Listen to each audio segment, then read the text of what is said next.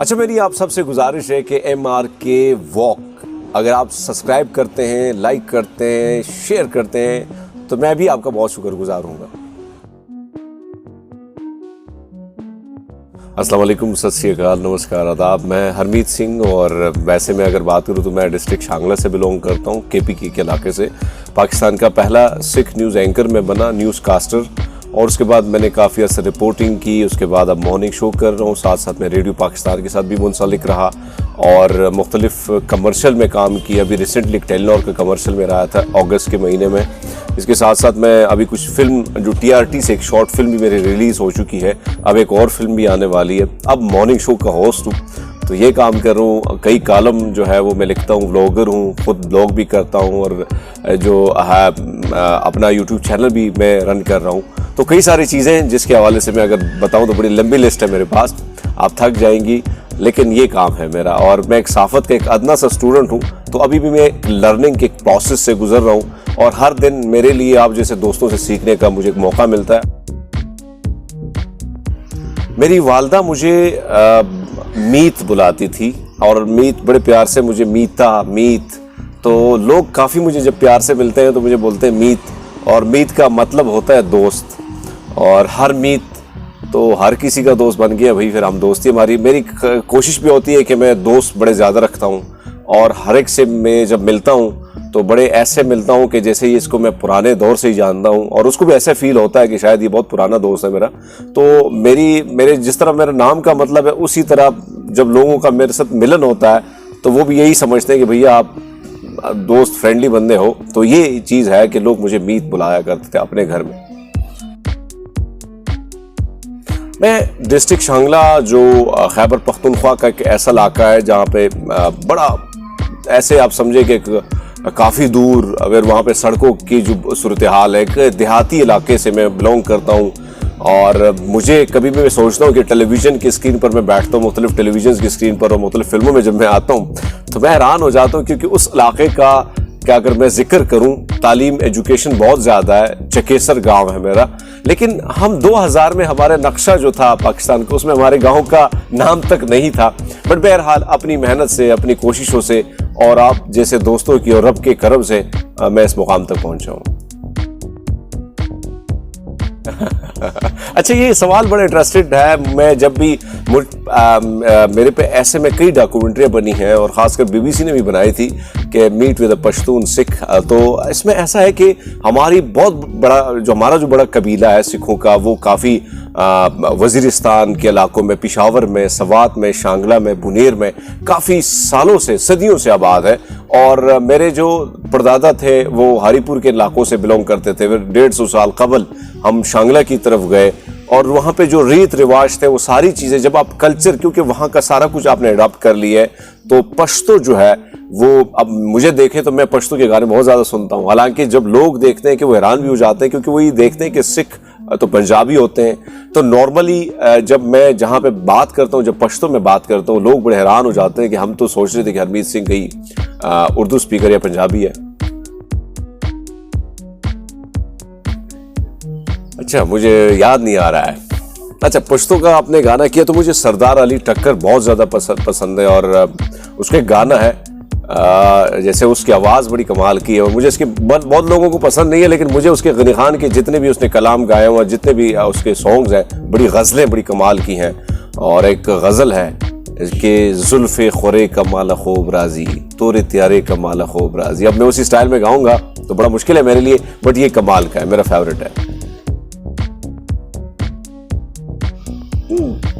मतलब आपको मैं क्या बताऊं कि मैं एक आम सा इंसान हूँ, एक आम सा आदमी हूँ और मैं समझता हूँ कि जिससे भी मिलो प्यार से मिलो। और मेरी एक आदत है कि जो वालिदा ने सिखाया है, जो वालिद साहब ने सिखाया है कि भैया सबको अपना समझो, किसी को पराया मत समझो, तो मैं ऐसे ही हूँ, सादा सा, और जहाँ से मिलता हूँ तो सबको अपना ही समझ लेता हूँ। और ये अलग बात है कि अपना समझ के कई लोग धोखा भी दे देते हैं।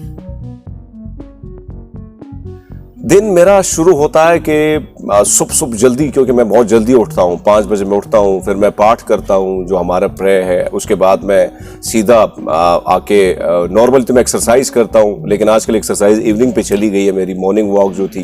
अब जिम शिम होता है तो मैं इवनिंग में कर लेता हूँ। सुबह तैयारी के लिए मैं पहुंचता हूँ अपने ऑफिस, वहाँ पे मॉर्निंग शो की तैयारी होती है तो उसकी जो सारी चीज़ें वो पढ़नी होती है, फिर उसके के हवाले से क्वेश्चन निकालने होते हैं। उसके बाद हल्का फुल्का पफ कर दिया। वैसे मेरी ख्वाहिश तो नहीं होती कि मैं पफिंग करूं, और मेकअप की जो खातून है उसको मैंने रोका हुआ है, बट खुद थोड़ा बहुत कुछ लगा लिया और फिर सेट पे बैठ जाता हूं। 2 घंटे तो मुझे मेरा दिन पूरा इसी में गुजर जाता है, या कुछ सियासी सवाल होते हैं या चुलबुले से सवाल होते हैं, उसी के जवाब ढूंढते रहते हैं हम लोग। तो ये मेरा दिन शुरुआत मेरा ऐसे ही होता है। उसके बाद कई सारे काम है मेरे जिसमें मैं अक्सर मशगूल हो जाता हूँ, लेकिन फेवरेट टाइम जो मेरा है वो मेरा जिम का होता है, एक्सरसाइज का होता है, या मैं वॉक करता हूँ। ये मेरा फेवरेट टाइम है।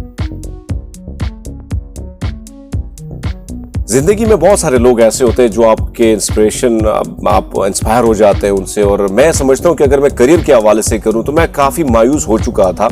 मैं काफ़ी चीज़ें, जब मैं मलेशिया में था कई सारी चीज़ों में मुझे नुकसान उठाना पड़ा, लेकिन वज़ीर-ए-आज़म, आज के जो वज़ीर-ए-आज़म इमरान खान साहब हैं, इनकी कई बातों से मैं इंस्पायर हुआ था। और उससे चीज़ जो है, क्योंकि इख्तिलाफ अपनी जगह, सियासी इख्तिलाफ अपनी जगह, मैं एक सहाफ़ी हूँ, लेकिन मैंने इनसे कई सारी चीज़ें सीखी कि ज़िंदगी में जो दाव पेज हैं, जो ज़िंदगी के उरूज जवाल हैं, जवाल से आप कैसे निकलते हैं, तो सारी चीज़ें मैंने इनसे सीखी।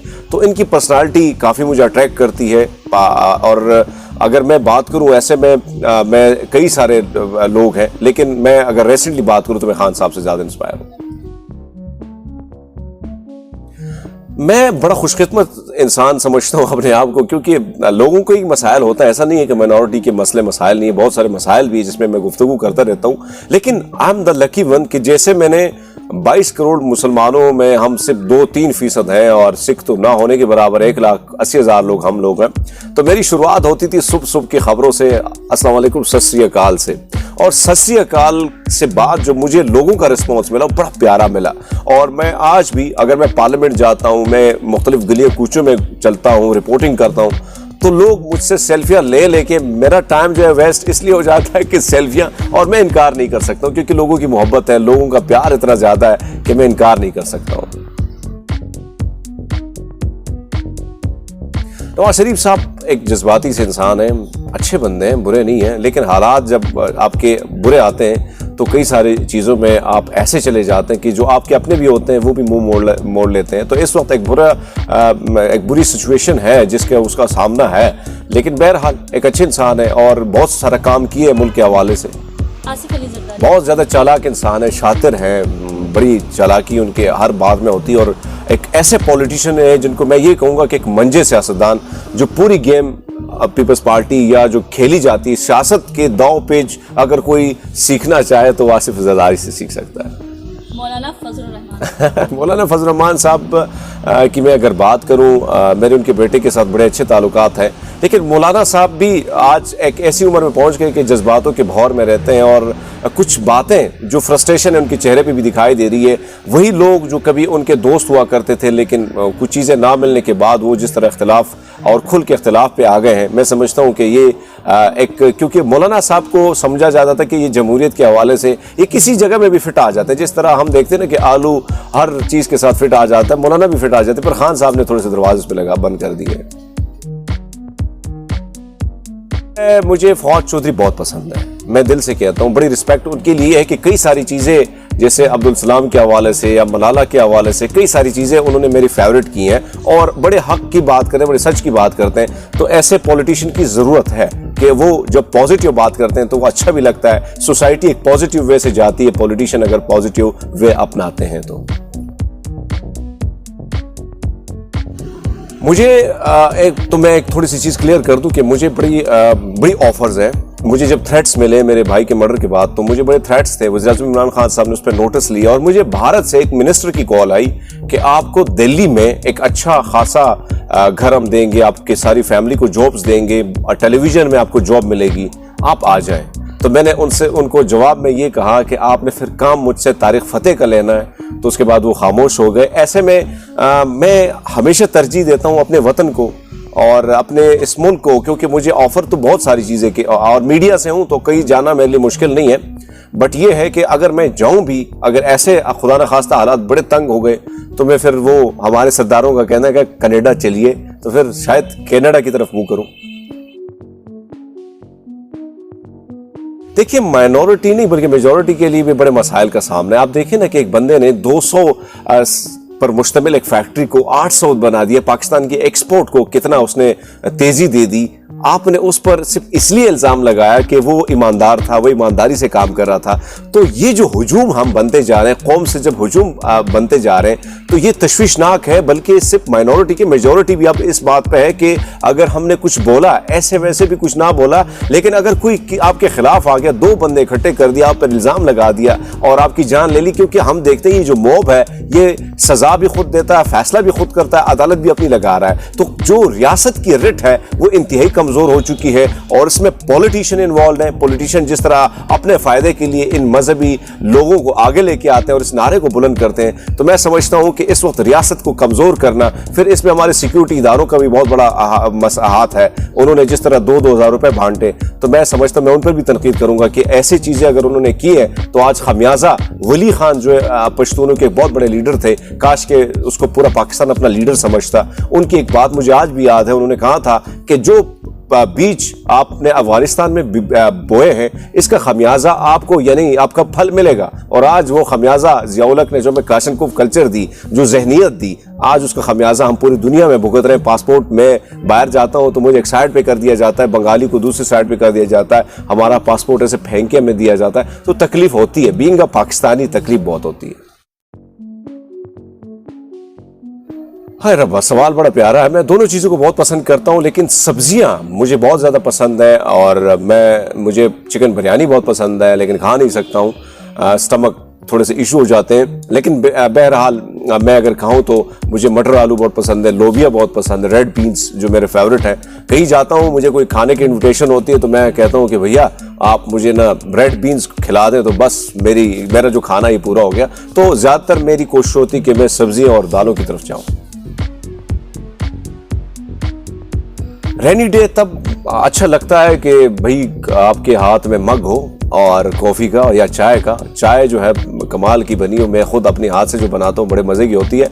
और आप आराम से लेटे और टेलीविज़न की कोई ऐसी कोई मूवी जो हॉलीवुड की हो आप देखते रहे और आप लेटे और काम की कोई टेंशन ना हो। और सनी डे मुझे बहुत अच्छा तब लगता है जब आजकल की जो दिन है और इस्लामाबाद का मौसम वैसे भी ये मौसमों का शहर है, तो यहाँ पे 10 बजे का टाइम जो है अनफॉर्चुनेटली आजकल मैं नहीं देख पाता हूँ। उसकी वजह यह है कि मैं स्टूडियो में होता हूँ, बट ये है कि मुझे बहुत अच्छा लगता है और इसमें भी चाय की चुस्कियाँ लेना, इसको मैं काफी एंजॉय करता हूं। मुझे नहीं पता था और ना पता है कि मुझ में ये इतना सारी चीजें कहां से आ गई और मैं अब भी देखता हूं। लेकिन एक चीज थी, जब मैं मीडिया में नहीं था तो मुझे ऐसा लगता था कि रब ने अगर मुझे इतनी भारी आवाज दी और कुछ चीजें अंदर जो एक एक्टर मेरे अंदर छुपा हुआ है, एक किरदार जो है कैरेक्टर मेरे अंदर छुपा हुआ है, अगर इसको मैं लाऊं सामने, अगर मुझे मौका मिले तो बहुत कुछ मैं कर सकता हूं। और यकीन माने कि मुझे कई चीजों का पता नहीं होता था। लास्ट टाइम जब मैं टेलीनॉर का कमर्शियल कर रहा था उसमें कई खवातीन बहुत बड़ी एक्ट्रेस थी, तो साइड पे जब ब्रेक हुआ तो उन्होंने कहा कि इस बंदे को एक्टिंग पता नहीं आएगी कि नहीं, हमारी खप खाएगा, सर खाएगा। और ये बात मैंने दिल पे ले ली और जब खड़का के मैंने कर दिया टेलीनॉर, तो आप देखेंगे उसमें मुझे हिंदुस्तान के बड़े बड़े प्रोड्यूसरों ने कॉल की, उसके बाद पाकिस्तान के बड़े बड़े फसी बुखारी जैसे लिखारियों ने मुझे कॉल किया, अप्रिशिएट किया कि आप तो बहुत बड़े एक्टर भी हो यार। तो ये जो चीज़ है मुझे पता नहीं होते और जो चीज़ मुझे मिलती है, जो टास्क मुझे मिलता है, मैं दिल से करता हूँ और वो पूरा ही हो जाता है। आजकल तो पूरा मुल्क ट्वीट पे चल रहा है, ट्विटर पे चल रहा है। और आज का अगर हम देखें तो वज़ीर-ए-आज़म इमरान खान साहब बड़ी मीडिया की खुल की बातें करते थे, लेकिन जिस तरह मीडिया पर कदगन लग गई है बहुत सारी चीज़ों पर और हर काम ट्विटर के जरिए हो रहा है और जिस तरह सहाफ़त को एक महदूद किया जा रहा है, तो मैं समझता हूँ ठीक है सोशल मीडिया होना चाहिए, पैगाम होना चाहिए, लेकिन कुछ चीज़ें जो सहाफ़त के हवाले से जो हम तक खबर हम जिस तरह खोज करके निकालते थे, आजकल सहाफ़ी भी उसी तरह काम नहीं कर रहे हैं। बट बहरहाल ट्विटर है और ज़्यादा ट्रेंड तहरीक इंसाफ ने इसका निकाला है, तो मैं ये कहूँगा कि ट्विटर की हुकूमत है, हम इसके खिलाफ कोई बात भी तो नहीं कर सकते। अपनी चीज़ किसको बुरी लगती है, लेकिन हाँ मैं सीखने के हवाले से बात करूँ तो मैं काफ़ी सीखने का मुझे जब मौका मिलता है तो मैं कई सारे शोज़ देखता हूँ।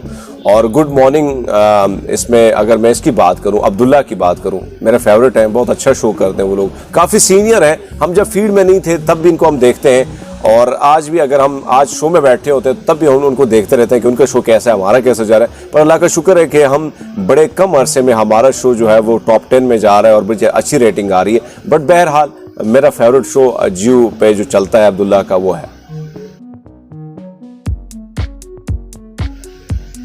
क्राइम रिपोर्टिंग से बहुत ज़्यादा लगाव है, लेकिन उसकी प्रॉब्लम ये है कि मैं एक प्रोमिनेंट लुक के साथ ऐसे काम अगर मैं करूं भी तो मुश्किल मेरी और बढ़ जाती है। लेकिन अगर मैं सियासी रिपोर्टिंग की बात करूं तो बहुत अच्छी लगती है, उसको भी काम कर लेते हैं। और उस पर ज़्यादा मैं अगर अपनी ग्रिप की बात करूं तो ज़्यादा पॉलिटिक्स पे ही मेरी ज़्यादा ग्रिप है। पख्तून तब सिब्दा मैसेज वर्कोल गवाणम ची अफसोसुम दादे ची बादशाह खान टोल उमर जमुंग दपार कोशिश को ची मुंग यो शु मुंग बल्कि मुंग की यूनिटी पैदा शी इत्तेहाद राशि हो।